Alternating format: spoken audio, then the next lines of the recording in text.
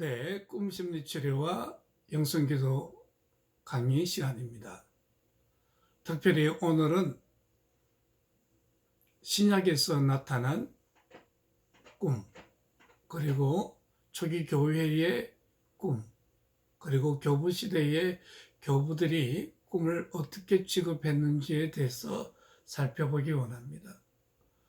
본래 신약에서 꿈이라고 하면 호라마, 그것은 잠자는 동안의 꿈 또는 환상, 어떤 것을 미리 보는 것, 그리고 모든 메타포 형태의 비유로 되어진, 은유로 되어진 모든 것들을 말하는 것입니다. 특별히 하나님은 마리아에게 나타나셔서 수태고지를 하셨고, 또 마리아는 그 사실을 요셉에게 얘기했을 때 요셉은 고민이 되었습니다. 그때 하나님은 요셉에게도 마리아에게처럼 똑같이 찾아가서 꿈으로 이와 같이 말씀을 하셨습니다. 다윗의 자손 요셉아, 화내지 말고 마리아를 집으로 데려와 아내로 삼아라. 그녀를 임신하게 한 것은 성령이기 때문이다. 그녀가 내게 아들을 낳아줄 것인데 너는 그 이름을 예수라 불러야 한다. 왜냐하면 그가 장차 자기 백성을 죄로부터 구원할 자이기 때문이다. 네, 요셉은 이 꿈을 꾸고 난 다음에 그가 고민하고 또 번민했던 것들이 일시에 해결되어지는 듯 했습니다. 왜냐하면 꿈을 통해서 하나님의 음성을 들었기 때문입니다. 그래서 꿈에 대한 요셉의 태도를 보면 요셉은 잠에서 깨어나서 첫째, 하나님의 천사가 시키는 대로 했다는 것입니다. 그래서 천사가 말한 것처럼 마리아를 자신의 집으로 데려와서 아내로 삼는 것에 조금도 주저하지 않았습니다. 그리고 아들을 낳기까지 그녀와 잠자리를 하지 않았습니다. 그리고 마침내 그 아이의 이름을 예수라고 불렀습니다. 이 모든 것은 다 꿈에서 천사가 나타나서 시키는 대로 요셉은 따라서 했을 뿐입니다. 그러므로 이 사건 외에도 신약에서는 수많은 꿈의 사건들이 있지만, 그러나 예수님이 비유가 아니면 가르치지 아니하신지라. 그래서 예수님의 수많은 비유들도 다 하나님으로부터 가진 꿈을 통해서 우리들에게 그 비유로 말씀을 주시는 것을 보게 됩니다. 그래서 요셉의 태도에서 놀라운 점은 당시 유대 풍습과 또 유대 율법을 어기면서 꿈의 지시를 따랐습니다. 당시의 풍습에 의하면 요셉의 씨가 아닌 상태에서 임신한 마리아는 사람들에게 돌에 맞아 죽든지 아니면 그 마을에서 쫓겨나가야 하는 것입니다. 요셉은 순간 고민이 되었을 것입니다. 풍습과 당시의 율법을 쫓아갈 것인가? 아니면 꿈의 천사가 한 말씀을 쫓아갈 것인가? 요셉의 태도는 꿈에게 더 높은 권위를 부여했습니다. 이렇게 예수의 아버지인 요셉은 꿈을 존중하게 여기고 하나님의 그 꿈을 통해서 말씀하시는 바에 흡하고 귀를 기울이고 그리고 그대로 실천한 모습을 볼 수 있습니다. 이 외에도 우리는 예수님이 가르치신 많은 비유에서 다 꿈의 형태로 주님이 하나님의 나라를 가르치신 것을 볼 수 있습니다. 그러므로 호호라 말은 비유, 은유라는 뜻도 있는 거예요. 하나님 나라의 실제를 주님은 보여줄 수 없기 때문에 하나님의 나라를 꿈, 즉 은유적인 비유를 통해서 그 나라를 보여주셨다는 것입니다. 그러므로 초기 예수님의 아버지, 어머니, 그리고 또 세례 요한의 어머니 다 이와 같이 꿈을 통해서 전사를 만나고 계시를 받고 그리고 그 꿈의 내용을 따라서 실천하고 하는 모습을 볼 수 있겠습니다. 그러면 사도행전에서는 어떠할까요? 초기 교회 시대인데 사도행전 10장 10절부터 16절에 보면 베드로의 환상이 나옵니다. 그가 시장하여 먹고자 하매 사람들이 준비할 때에 황홀한 중에 하늘이 열리며 한 그릇이 내려오는 것을 보니 큰 보자기 같고 내 귀를 메어 땅에 들이웠더라. 그 안에는 땅에 있는 각종 네 발 가진 짐승과 기는 것과 공중에 나는 것들이 있더라. 또 소리가 있으되 베드로야 일어나 먹어라 하거늘 베드로가 이르되 주여 그럴 수 없나이다. 속되고 깨끗하지 아니한 것을 내가 결코 먹지 아니하였다 한데 또 두 번째 소리가 있으되 하나님께서 깨끗하게 하신 것을 내가 속되다 하지 말라 하더라. 이런 일이 3번 있은 후 그 그릇이 곧 하늘로 올려져 가니라. 네, 그가 베드로가 환상 중에 보았는데 매우 시장한 중에 하늘에서 그릇 하나가 큰 보자기 같고 내 귀에 매여 있어서 이와 같이 땅으로 내려오는 거예요. 거기에 봤더니 네 발 가진 짐승, 기는 것, 공중에 나는 새. 그래서 잡아먹으라. 베드로가 이렇게 속된 것을, 깨끗하지 아니한 것을 내가 율법을 쫓아서 결코 먹지 아니하였습니다. 내가 깨끗한 것을 네가 왜 속되다 하느냐?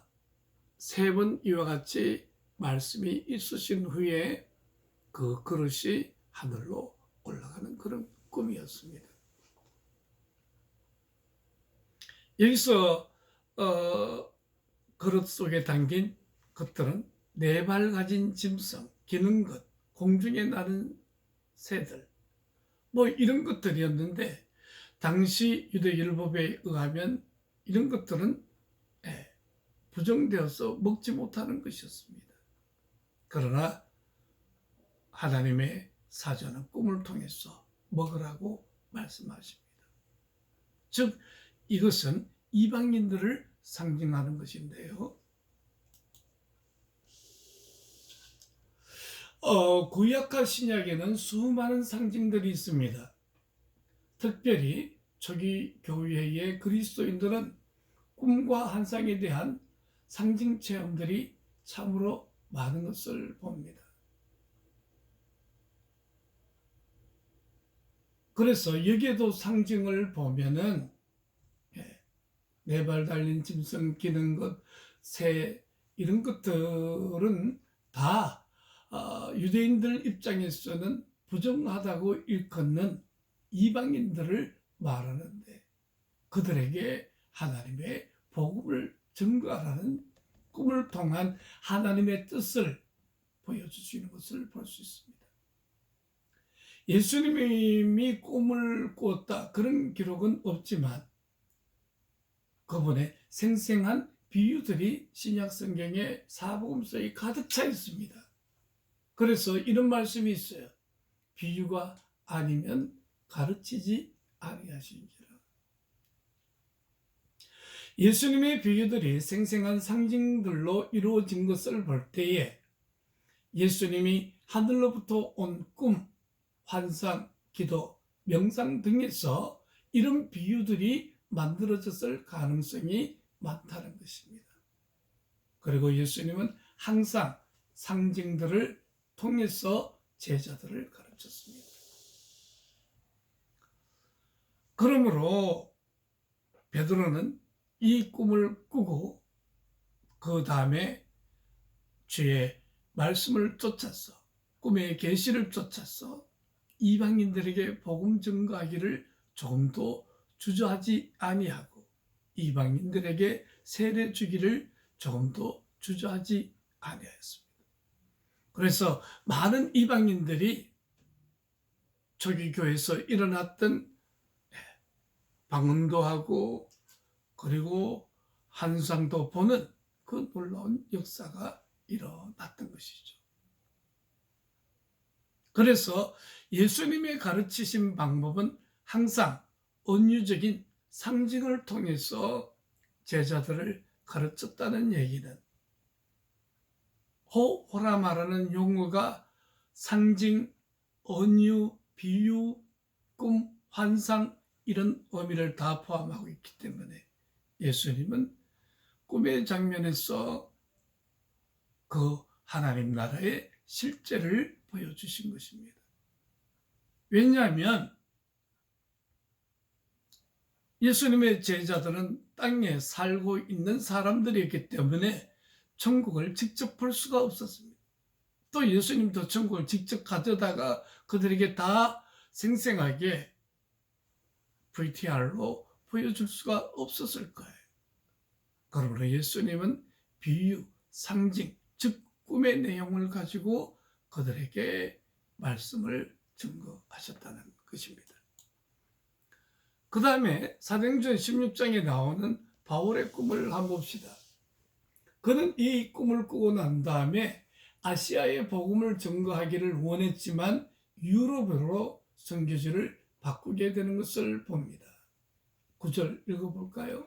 환상이 바울에게 보이니 마게도냐 사람 하나가 서서 그에게 청하여 이르되 마게도냐로 건너와서 우리를 도우라 하거늘 바울이 그 환상을 보았을 때 우리가 곧 마게도냐로 떠나기를 힘쓰니 이는 하나님이 저 사람들에게 복음을 전하라고 우리를 부르신 줄 인정함이러라. 네, 이 말씀은 어떤 말씀입니까? 사도 바울이 오직 아시아 쪽을 향해서 복음 전가하기를 원했는데 어느 날 마게도냐 사람 하나가 이리 와서 우리를 도와달라.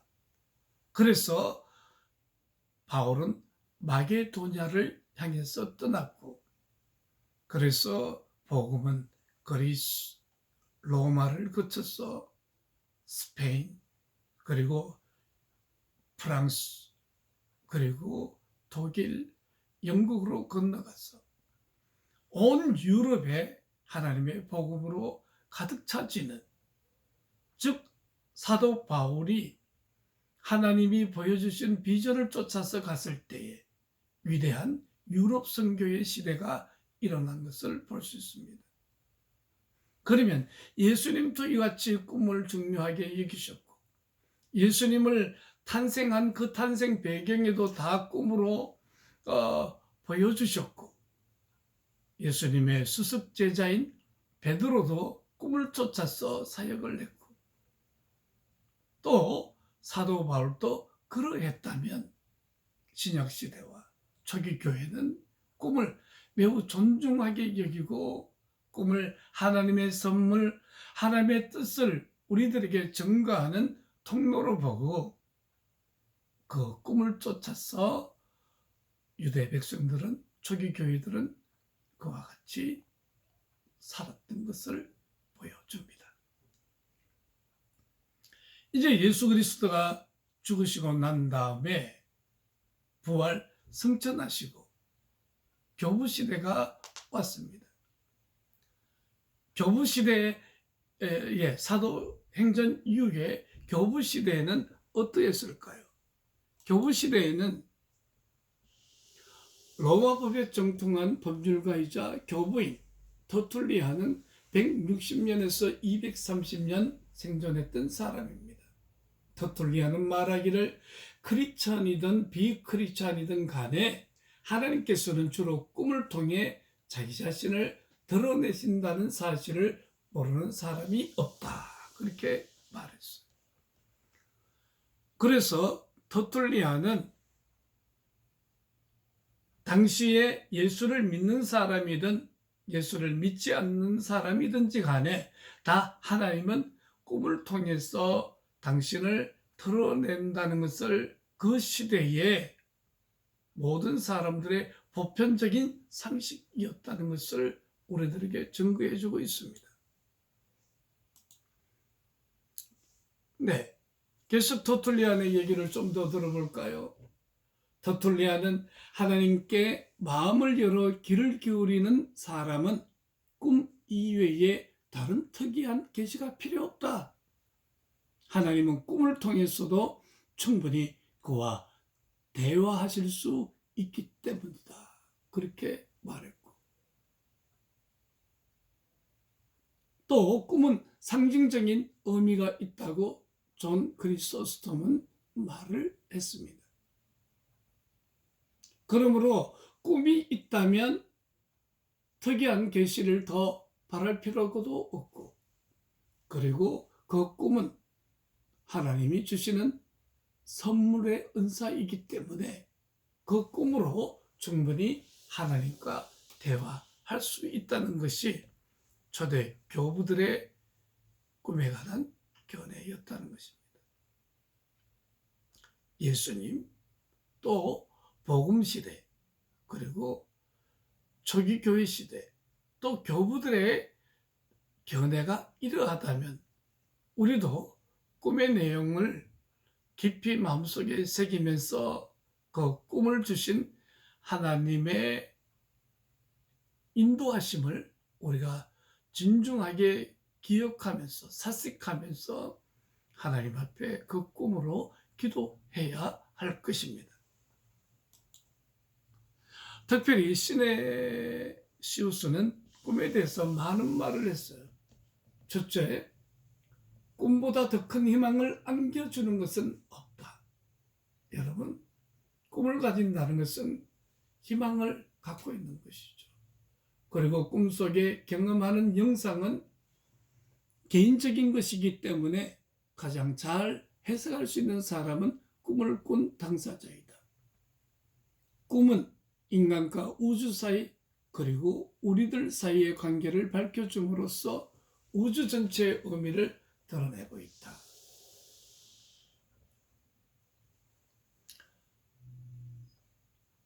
신학생 여러분, 여러분들이 지금 어려운 가운데서 공부하고 있을 줄로 압니다. 그러나 여러분 가슴에 하나님 나라의 비전이 있다면 내일에 대한 소망으로, 희망으로 가득 차 있다면 아마 여러분은 그 고난을 넉넉히 견뎌낼 줄 믿습니다. 저도 본래 전자계산학을 공부하다가 소명을 받아서 이제 신학을 하게 됐는데, 신학하는 중에 상당히 가난하고 어려운 시절을 보냈어요. 그런데 제가 신학하게 될 때 하나님으로부터 받은 꿈과 환상을 내 마음속에 품었기 때문에 조금 더 고달프지 않고 충분히 인내하면서, 또 오히려 하나님이 앞으로 장차 내 길을 어떻게 인도하실까에 대해서 흥미로운 관심과 기대를 가지면서 그 고난을 이겨냈던 것 같습니다. 특별히 시네시우스는 꿈 해석을 가장 잘할 수 있는 당사자가 꿈꾼 사람이라고 했어요. 그래서 저는 꿈 심리 치료에서 제일 먼저 당신의 꿈은 무엇을 당신에게 말하고 있는 것 같습니까? 그런 질문을 던지고 꿈꾸니로 하여금 먼저 자신의 꿈을 해석해 보도록 하는 거예요. 그것은 칼 융이나 윌프레도 비욘이나 이와 같이 꿈심리학자도 똑같은 견해를 취하고 있습니다. 특별히 꿈에는 인간과 우주, 자신과 그 모든 사람들의 관계를 밝혀주기 때문에 그 우주적인 개인 간의 관계적 그 모든 의미를 꿈을 통해서 잘 알 수 있습니다. 그래서 꿈을 이렇게 가보면 상당히 많은 경우가 자신의 외상성, 주의상성을 표식하고 있어요. 그래서 그 주의상성에 의해서 계속되는 병리적인 반복, 그 반복을 이제 끊어버리고 변형을 이루어서 너의 심리적인 균형을 새롭게 맞추며 살으렴 하는 꿈의 지혜자가 우리에게 말씀하고 계신단 말이에요. 시네시우스는 계속 이렇게 말합니다. 우리 자매님 한번 읽어볼래요? 자신의 내부에서 일어나는 분노, 성적 욕구도 다루기에 따라서 창조적이거나 파괴적으로 표출될 수 있다. 일시적으로는 억압할 수 있으나 기회가 되면 외부로 표출된다. 또 꿈을 통해 이러한 의미를 깨닫게 되고 이에 맞게 살아간다면 우리의 모든 행동들이 조화를 이루기에 더 이상 자기 자신과 싸울 필요가 없게 된다. 네, 여기 보니까 자신의 내부에서 일어나는 분노, 성적 욕구 이러한 것도 우리가 왜 이렇게 내가 영성생활에 힘쓰고 또 금식하며 기도하고 또 주님만을 사랑하는데 왜 내 안에 이런 본능적인 충동이 일어날까? 그리고 이 분노는 도무지 무엇일까? 이러한 성적 욕구는 무엇일까? 이런 것들을 분명히 나에게서 나왔음에도 불구하고 많은 사람들을 생각하기에 이것은 사탄에게서 온 것이다. 그래서 대적에서 없애져 버려야 할 그 어떤 것으로 생각할 수 있습니다.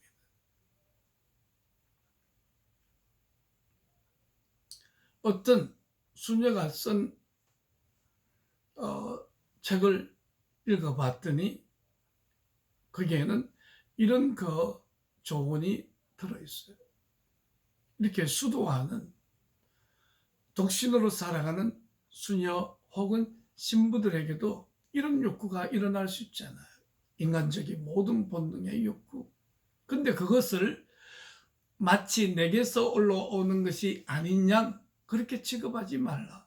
오히려 이것을 객관적으로 올려놓고 그것을 관조하면서 이 에너지가 하나님 앞에서 창조적인 에너지로 전환되도록 그렇게 그 욕구들을 살펴보고 바라보아라고 말하고 있습니다. 그렇게 되면 한 개인은 창조적인 그러한 형태로 표출되어질 수 있어요. 인간은 아무리 기도를 많이 한다 할지라도 본능을 가진 존재이기 때문에 영성생활에 힘쓴다 할지라도 이 본능적인 욕구들이 제거되지 않아요. 근데 이것은 하나의 에너지예요. 이것이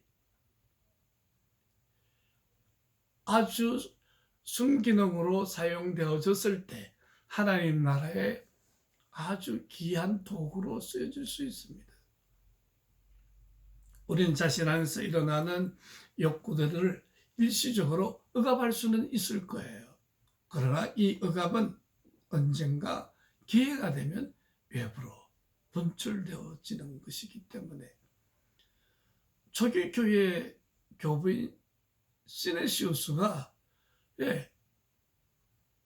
이와 같이 주 150년 이후에 이런 말을 했다는 것은 매우 놀라운 얘기인 것 같아요. 그리고 시네시우스는 그렇게 얘기했죠. 꿈을 통해서 의미를 깨닫게 되고 자기 안에 욕동과 그 욕구들을 맞닥뜨리면 우리의 모든 행동이 조화를 이루기 때문에 더 이상 자신과 싸울 이유가 없다는 거예요.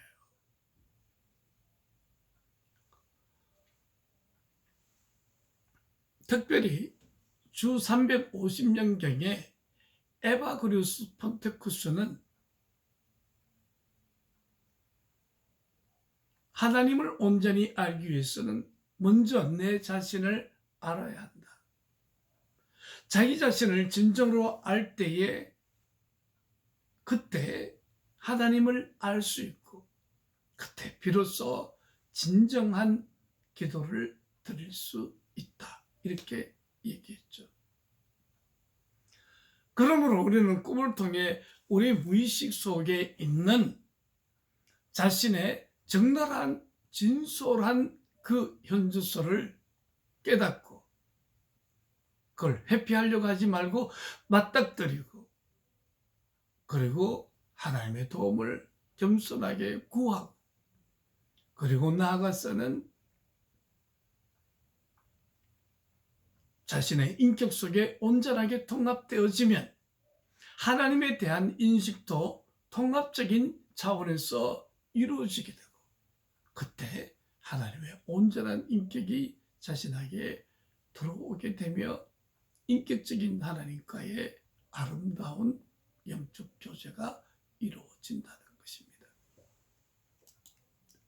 여기 30세 초반에 자매의 꿈이 나오는데 이 꿈을 통해서 단순한 어떤 꿈이 아니라 하나님과의 관계를 말하는 꿈이라는 사실을 알게 해줍니다. 하늘나라 입구로 보이는 아름다운 돌계단, 계단이 무너지며 하나님이 구원해 주실까? 계단이 무너짐. 두려움을 가지고 하나님께 구해달라고 크게 외침. 그러나 하나님은 구원해 주시지 않았고 그녀는 무너지는 계단과 함께 땅에 떨어지는 꿈을 꾸었다. 네, 오직 하나님을 앙망하고 하나님께 기도하는 이 자매님이 어느 날 꿈을 꿨는데 하늘나라 입구로 들어가는 아름다운 돌계단이 써 있었어요. 근데 계단이 무너지면 하나님 날 구원해 줄까 두려움이 딱 오면서 정말 계단이 무너져 버리고 말했어요. 그래서 하나님에게 구해달라고 외쳤는데 하나님은 구원해 주시지 않고 자신은 무너진 계단과 함께 땅 바닥으로 추락하고 말았다는 그런 꿈이에요. 여기에서 그녀는 개품 명상 중에 다시 이 꿈속으로 들어갔습니다. 그래서 무너지는 계단에 이제 저항하지 않고 몸을 맡기면서 그 아래로 떨어지기를 주저하지 않았습니다. 불행한 일도 나름의 목적과 의미가 있다는 믿음을 가지고 끝까지 그 추락을 두려워하지 않고 그 추락 안에 자신을 맡겼습니다. 그런데 그녀는 그때 기도하는 중에 계단이 무너짐에도 불구하고 아름다운 빛을 바라볼 수 있고 그리고 그 빛을 바라보는 순간 자신 마음속에 두려움이 없었습니다. 나아가서는 새로운 세계가 즐겁고 황홀한 모험으로 가득 차 있음을 느꼈고 이 꿈을 통해 하나님이 자기에게 새로운 삶의 방향을 알려주고 있음을 그녀는 강하게 느꼈습니다.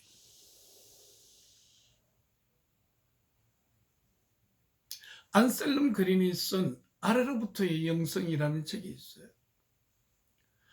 그 책을 읽어보니까 우리는 흔히 기독교의 영성을 오직 위로 올라가는 영성으로 생각하는데 그것이 아니에요. 저가 위로 올라가셨다면 무엇을 말하는가? 아래로 먼저 내려오시지 아니하셨는가? 주님은 인간의 몸으로 이 땅에 오셨을 뿐만 아니라 십자가에 못 박혀 죽기까지 가장 낮고 저주받은 밑바닥까지 내려가셨죠. 그리하실 때에 주님은 부활의 영광을 통해서 온 인류의 구원자로 주님에게 맡겨진 구원의 사역을 온전하게 이루어냈듯이 저와 여러분도 위로 올라가려고만 할 것이 아니라 내 심리의 그 밑바닥, 그 밑둥에 그 진솔한 자리에 내려가야 한다는 거예요. 우리의 의식은 얼마든지 가면을 쓸 수 있고 그럴듯하게 거짓 짜기로 다른 사람에게 보여줄 수 있지만 꿈은 무의식적 진실을 표상하기 때문에 숨길 수가 없어요. 그래서 이 꿈을 통해서 자신의 있는 그대로를 만나는 것, 아래로 내려간다는 것이 제가 강조하는 바예요. 그리고 그녀는 초월을 향해 위로 올라가려다가 땅으로 떨어지는 것을 여기서 볼 수 있잖아요.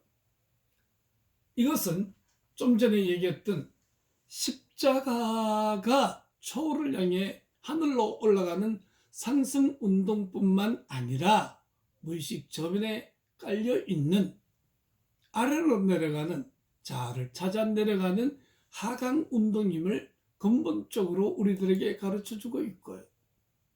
그리고 신앙 또는 신학이 이성에 치우쳐질 때 초월과 완전을 향해 위로만 올라가려고 합니다.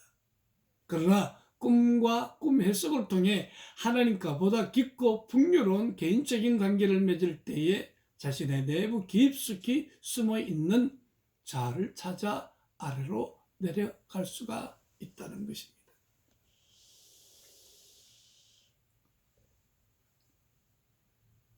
많은 사람들은 기독교가 성취하라, 이루어라, 그리고 다 쟁취하라, 정복하라,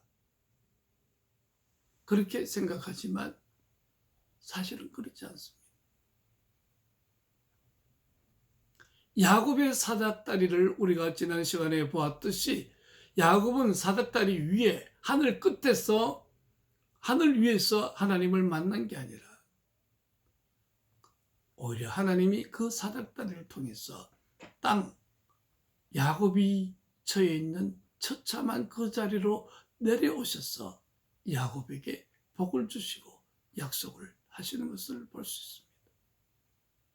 그러므로 기독교의 가치는 상위 10%에 들어가는 것이 아니라 오히려 겸손하고 가난하고 자신을 비움으로 하나님의 도움을 간절하게 요청할 수 있고, 그때 진술한 자신을 만나고 진술한 자신을 만날 때 진술한 하나님의 온전한 인격에 자기가 노출되어지므로 그 인격과 교제를 갖는 것이 영성의 훈련의 길이라고 말할 수 있겠어요.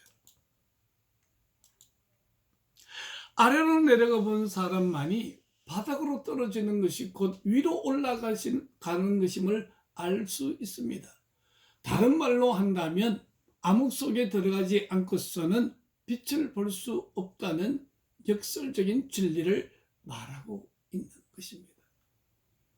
그러므로 여러분, 오늘 암흑 속에 바닥에 있습니까? 그 시간들을 통해서 여러분은 더욱 겸손하게 되어질 것이고 하나님, 진술하신 하나님의 인격과 그 성품에 온전하게 노출되어질 것입니다. 마지막으로 지난번에 우리가 한번 정리를 했지만 다시 한번 설명을 했지만 다시 한번 정리하는 의미에서 꿈을 기도 생활에 적용하면 이런 유익이 있다는 것입니다. 자매님 읽어볼까요? 첫째는 무의식적 진실에 노출인 꿈을 통하여 기도하는 것은 진실한 기도를 드리는 것이다. 둘째는 진실하게 자신을 맞닥뜨릴 때 진실한 기도를 드릴 수 있고 진솔한 기도를 드릴 때 진선미의 참 하나님과 만날 수 있다. 셋째는 꿈을 기도 생활에 활용하며 기도가 풍요로워지고 힘들지 않으며 영적인 변형과 성장으로 이끌어준다. 넷째는 꿈을 통해 자신의 진실이 노출됨으로써 자신의 정신적 병리와 맞닥뜨리기 때문에 치료의 길로 나아가게 한다. 계속 보면 다섯째는 꿈을 기도에 적용하면 자신의 실존적 소명을 발견하고 참 자기가 되어 개성화의 길을 걸어가게 한다. 여섯째는 보다 가치 있고 의미 있고 영원한 것에 관심을 갖고 추구하게 함으로써 참 영성의 길을 걸어가게 한다. 일곱째는 자신의 정신과 인격의 균형을 이루어 견고하며 인내하는 능력을 향상시킨다. 인내는 조급하지 않고 주어진 약속을 확신하면서 기대하면서 기다리는 마음이다. 그래서 다시 한번 정리하자면 꿈을 통해서 꿈이 무의식적 진실이기 때문에 꿈으로 기도하면 진실한 기도를 드릴 수 있어요. 즉 진실하게 자신을 맞닥뜨릴 때에 진실한 하나님의 인격과 접할 수 있어요. 근데 병리적으로 또 가면을 쓰고 하나님을 보려고 하면 그가 보는 하나님 역시 거짓된 하나님을 만날 수밖에 없단 말이에요. 이렇게 자신의 진실과 맞닥뜨릴 때 진실한 기도를 드리게 되고 그렇게 기도 드리면 진선미의 참 하나님과 만나게 되고요. 그리고 이런 꿈으로 기도를 드리면 기도가 어렵지 않고 풍요로워져요. 그리고 나아가서는 자신의 정신적 병리를 맞닥뜨림으로써 그 심리적인 치료의 길로 나가게 해주고 그리고 나아가서는 실존적 소명을 발견하게 해주고 또 의미 있고 가치 있고 영원한 것에 관심을 가지게 해줄 뿐만 아니라 삶 속에서 조급하거나 막 불안해하거나 어쩔 줄 몰라 하지 않고 인내하면서 설레이면서 기대하면서 하나님을 기다리게 해준다는 거예요. 이제 결론적으로 이렇게 말할 수 있습니다. 꿈을 기도 생활에 활용하면 꿈을 통해 비춰진 자신의 아픔, 애움길, 생채기, 연약함, 폐쇄되고 억압한 무의식의 외상들을 있는 그대로 받아들여 성령 하나님을 상담자로 여기고 진실함으로써 자신의 아픔을 아뢰게 되고요. 이러한 기도를 드릴 때에 진정으로 겸손하고 가난한 심령이 되어서 하나님으로부터 오는 위로와 새 힘을 공급받을 수 있어요. 그러므로 꿈을 소중히 다루는 사람은 삶의 여정과 목적을 의식하며 살아갈 수 있고 자신의 자아뿐만 아니라 보다 원대한 하나님의 섭리를 깊이 깨달으려고 노력합니다. 자, 우리는 꿈 심리 치료를 하기 전에 구약과 신약 초기 교회와 교부 시대의 꿈에 대한 견해들을 살펴봄으로써 꿈 심리 치료가 얼마나 성서적인가 그리고 꿈으로 기도 드리는 것이 얼마나 큰 가치가 있는가를 파운데이션 그와 같은 기반을 다지는 일을 했어요. 이제 다음 주부터는 본격적으로 정신분석적인 꿈 심리치료 강의를 하도록 하겠습니다. 감사합니다.